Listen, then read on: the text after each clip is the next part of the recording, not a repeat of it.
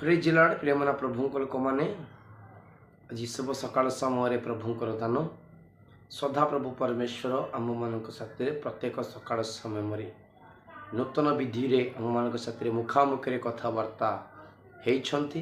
ପ୍ରିୟମନା ପ୍ରଭୁଙ୍କ ଲୋକମାନେ ଆଜି ଏହି ଶୁଭ ପ୍ରଭାତ ସମୟରେ ବା ଶୁଭ ସକାଳ ସମୟରେ ସଦାପ୍ରଭୁ ପରମେଶ୍ୱର ଯୀଶୁ ପବିତ୍ର ଆତ୍ମା ଆମମାନଙ୍କ ସାଥିରେ ମୁଖାମୁଖିରେ କଥାବାର୍ତ୍ତା ହେଉଛନ୍ତି। ହାଲେଲୁୟା। ଚାଲନ୍ତୁ ପ୍ରିୟମନା ପ୍ରଭୁଙ୍କ ଲୋକମାନେ ବାକ୍ୟକୁ ଯିବା ପୂର୍ବରୁ ବାଇବଲ ଆଣିଥିବା ପ୍ରତ୍ୟେକ ଲୋକମାନେ ବାଇବଲ ଖୋଲନ୍ତୁ। ପୁସ୍ତକ ଆଣିଥିବା ଲୋକମାନେ ପୁସ୍ତକରେ ପ୍ରଭୁଙ୍କର ବାକ୍ୟ ଲେଖନ୍ତୁ। ଅନ୍ୟ ବ୍ୟକ୍ତି କହିବା ପାଇଁ ସଦାପ୍ରଭୁ ପରମେଶ୍ୱର ଯୀଶୁ ପବିତ୍ର ଆତ୍ମା ଆପଣଙ୍କୁ ସାହାଯ୍ୟ କରିବେ। ହାଲେଲୁୟା। ପ୍ରିୟମନା ପ୍ରଭୁଙ୍କ ଲୋକମାନେ ଏହି ସମୟ ମୋତେ ଅନୁଗ୍ରହ ପ୍ରାପ୍ତ ଦେଇଛନ୍ତି ବୋଲିକି ସର୍ବପ୍ରଥମେ ପରମେଶ୍ୱରଙ୍କୁ ମୁଁ ଧନ୍ୟବାଦ ଜଣାଉଛି। ୟୁଟ୍ୟୁବ୍ ଚ୍ୟାନେଲରେ ଶୁଣୁଥିବା ପ୍ରତ୍ୟେକ ଭାଇ ଓ ଭଉଣୀମାନେ ପ୍ରଭୁଙ୍କ ଲୋକମାନଙ୍କୁ ମଧ୍ୟ ପ୍ରଭୁଙ୍କ ନାମରେ ମୁଁ ପ୍ରେଜ୍ ଲର୍ଡ ଜଣାଉଛି। ହାଲେଲୁୟା।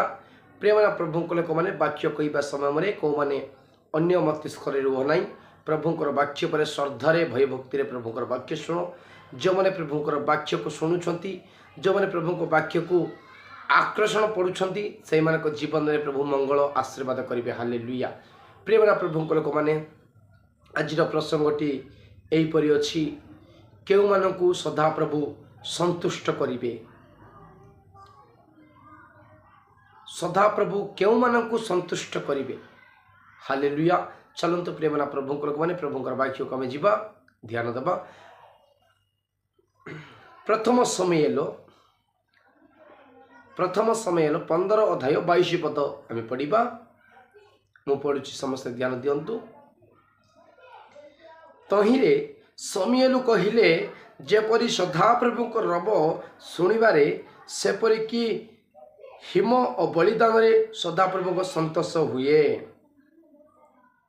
ଦେଖ, ଶୁଣିବା ବଳିଦାନ ଠାରୁ ମନୋଯୋଗୀ ହେବା ମେଷମେଦ ଠାରୁ ଉତ୍ତମ। ପ୍ରଭୁଙ୍କ ମହାନାମରେ ଧନ୍ୟବାଦ ହଉ। ପ୍ରେମନା ପ୍ରଭୁଙ୍କ ଲୋକମାନେ ଏଠି କହୁଛନ୍ତି, ସମୁଏଲ କହୁଛନ୍ତି, ସଉଲଙ୍କୁ କହୁଛନ୍ତି। କ'ଣ କହୁଛନ୍ତି ବୋଲେ, ତାହିଁରେ ସମୁଏଲ କହିଲେ, ଯେପରି ସଦାପ୍ରଭୁଙ୍କ ରବ ଶୁଣିବାରେ ସେପରିକି ହିମ ଓ ବଳିଦାନରେ ସଦାପ୍ରଭୁ। ପ୍ରେମନା ପ୍ରଭୁଙ୍କ ଲୋକମାନେ ପରମେଶ୍ୱର କାହାକୁ ସନ୍ତୁଷ୍ଟ କରୁଛନ୍ତି ବେଲେ, କାହା ଉପରେ ଆନନ୍ଦ କରିବେ ବେଲେ, କେଉଁ ବ୍ୟକ୍ତିଙ୍କୁ ସନ୍ତୁଷ୍ଟ କରିବେ ବେଲେ, ଯେଉଁମାନେ ପ୍ରଭୁଙ୍କର ରବ ଶୁଣୁଛନ୍ତି। ରବର ଅର୍ଥ ହେଉଛି ପ୍ରଭୁଙ୍କର କଥା। ହାଲେଲୁୟା। ଯେଉଁମାନେ ପରମେଶ୍ୱରଙ୍କର କଥା ଯେଉଁମାନେ ଶୁଣୁଛନ୍ତି, ଯେଉଁମାନେ ପ୍ରଭୁଙ୍କର ଆଜ୍ଞା ମାନିକରି ଚାଲିଚଳନ କରୁଛନ୍ତି, ଯେଉଁମାନେ ପରମେଶ୍ୱରଙ୍କର କଥା ମାନୁଛନ୍ତି, ଯେଉଁମାନେ ତାଙ୍କର ଆଜ୍ଞା ପାଳନ କରୁଛନ୍ତି, ଯେଉଁମାନେ ପରମେଶ୍ୱରଙ୍କର ପଥରେ ଯେଉଁମାନେ ଗମନାଗମନ କରୁଛନ୍ତି, ସେହି ବ୍ୟକ୍ତିଙ୍କୁ ପରମେଶ୍ୱର ସନ୍ତୁଷ୍ଟ କରୁଛନ୍ତି। ହାଲେଲୁୟା। ଏଇଟା ବାକ୍ୟ କହୁଛି ପ୍ରିୟମନା ପ୍ରଭୁଙ୍କ ଲୋକମାନେ, ସଦାପ୍ରଭୁଙ୍କ ରବ ଶୁଣିବାରେ ଯେପରି ହିମ ବଳିଦାନ ସଦାପ୍ରଭୁଙ୍କ ସନ୍ତୋଷ। ହିମ ବଳି ଦେଖନ୍ତୁ, ଅନେକ ଲୋକମାନେ ହିମ ବଳିକି ଦେଲା ସମୟରେ ପ୍ରଭୁ ସନ୍ତୁଷ୍ଟ ହୁଏ ନାହିଁ।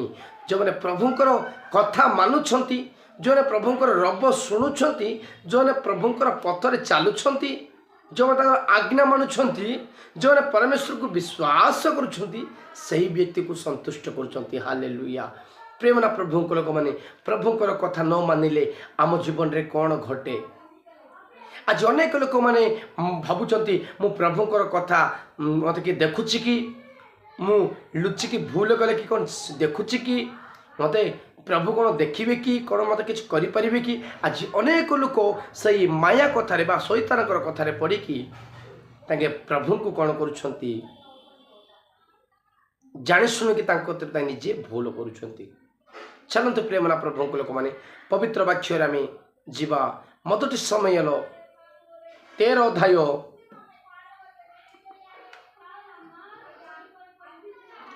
8 ପଦ ପଢ଼ିବା।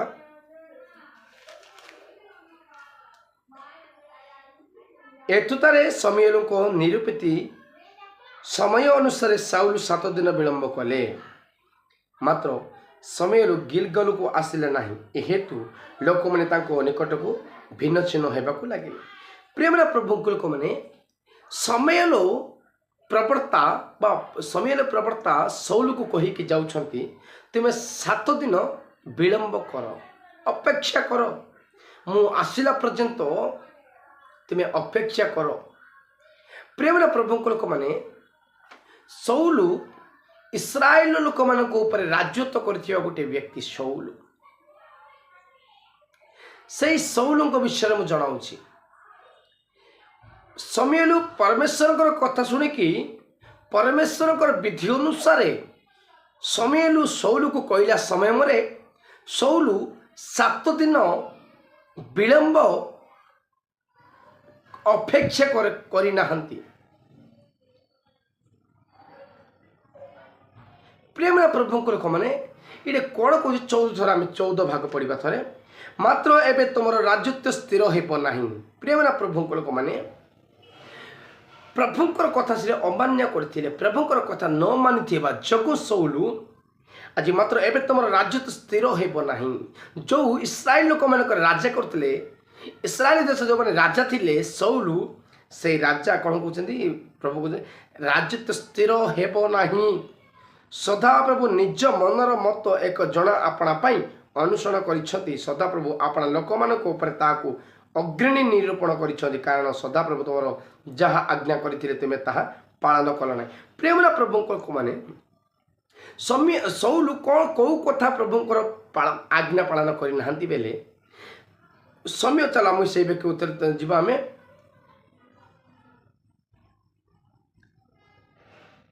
13 पद पढ़ा। ताहिरे समूएल सौल को कहले तुम मूर्खर कर्म करियछ सदा प्रभु तुम परमेश्वर तुमको जो आज्ञा देते ताहा तुम पालन कल ना करथिले सदा प्रभु इस्राएल उपर तुम राजत्व भाव अनंत काल स्थायी होता। प्रेमना प्रभु लोक मैंने जदि आज सौल प्रभुंकर कथा जदि शुणी था बेले इस्राएल लोक मान अधिकार राजत्व करते एवं राजत्व कौन पे करना प्रभुंकर आज्ञा पालन करना।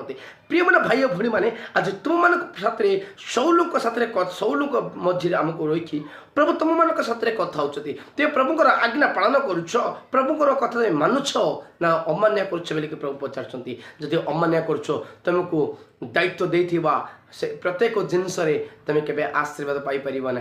प्रभु तुमको से आशीर्वाद तुमको दूर करेंगे प्रभु कहते हालेलुया। इस्राएल लोक मान अधिकार देते सौल को कहीं प्रभुंकर आज्ञा पालन न कर जगू आज राजत्व ताके बाहर होते। प्रेमना प्रभु लोक मैंने तुम्हें सौल पर तुम बंचुच ना प्रभुंकर कथा मानला पर तुम्हें बंचुच। प्रेमना प्रभु लोक मैंने यू आर डिसाइड तुम तुम्हें हृदय को तारे अनुसरण कर पछार वो प्रभुंकर आज्ञा मानुची कि आज्ञा अमान्य करुच्ची पचार अमान्य करुले आज शुभ सकाल समय वाक्य द्वारा कथा होता प्रभु परमेश्वर तुम हृदय सरी कर हृदय शुद्ध कर प्रभुंकर आज्ञा पालन करने को चेष्टा कर भाई और भौणी मैंने आज सौल नष्ट है परी तुम जीवन तुम परिवार नष्ट होगा चाहते प्रभुंकर आज्ञा पालन न कले तेमे नष्ट हम। प्रेमना प्रभु लोक मैंने भाई भौणी मैंने मु समाप्त करने को चाहूँगी। आज यही वाक्य द्वारा परमेश्वर आमको कथाई कौन बोल कि बोले आम प्रभु को सम्मुख में संतुष्ट भाव में रहा कौ मैंने प्रभु संतुष्ट कौ व्यक्ति को प्रभु संतुष्ट करें जो मैंने प्रभुंकर आज्ञा को पालन करुँच जो मैंने प्रभुंकर वाक्य को जो मैंने मानुंट जो मैंने कथा जो मैंने श्रव तक शुणुंट से ही व्यक्ति को सदा प्रभु परमेश्वर संतुष्ट कर। हालेलुया। यही छोट वाक्य तुम हृदय में फल फलित हो ए वाक्य द्वारा शुणुता प्रत्येक लोक मान जीवन मन परिवर्तन हो ए वाक्य शुणुता प्रत्येक परिवार पिला प्रभु मंगल आशीर्वाद करतु आमेन। हालेलुया। यही छोट वाक्य तुम प्रभु मत ज्ञान बल शक्ति द्वारा मत चल प्रभु को धन्यवाद जनाऊँ। ये छोट वाक्य समस्त को आसक्ति परिवर्तित हो आमेन। आस्ते प्रत्येक लोक मान प्रभु नाम मुझे लॉर्ड हालेलुया।